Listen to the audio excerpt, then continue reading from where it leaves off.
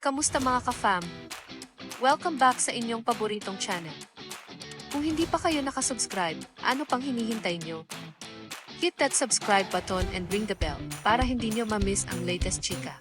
Mga ka-fam, iniintriga na naman ang fashion icon na si Heart Evangelista. Sabi ng mga kumakalat na balita, iniitsapwera raw siya ng ilang brands. Pero teka lang, kasi ayon sa Sparkle, fake news alert ito. Kaya tara, tuklasin natin kung paano siya naging target ng intriga.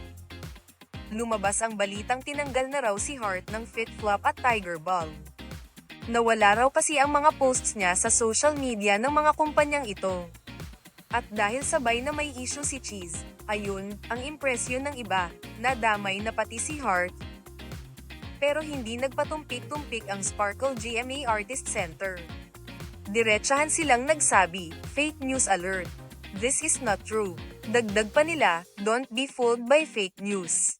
Always be vigilant when reading articles online. O diba, binura agad ang mga haka-haka, parang sinampal ng resibo ang chismis. Kung mapapansin nyo, wala man lang public reaction si Heart. No rants, no clapbacks, no drama. Parang sinasabi niya sa kilos niya, hindi ko na kailangan makipag-away. Ang totoo, kusa ring lilitaw. At ito ang nagpaintriga lalo, bakit nga ba siya ang piniling targetan ng fake news sa lahat ng pagkakataon? Ngayon, hindi rin nakatulong na mainit ang pangalan ni Cheese sa politika.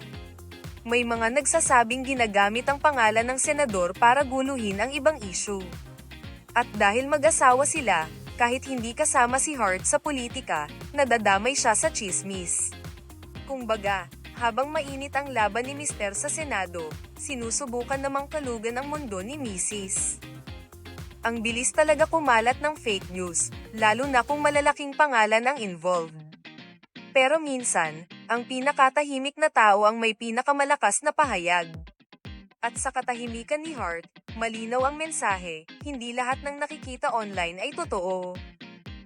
Kaya mga ka-fam, lesson learned, huwag agad maniniwala sa headline. Ano sa tingin nyo, bakit si Heart ang piniling targetan ng fake news? E-comment nyo yan sa baba. Huwag kalimutan mag-like, subscribe, and hit the bell for more updates. Kita-kits ulit sa next video, mga ka-fam.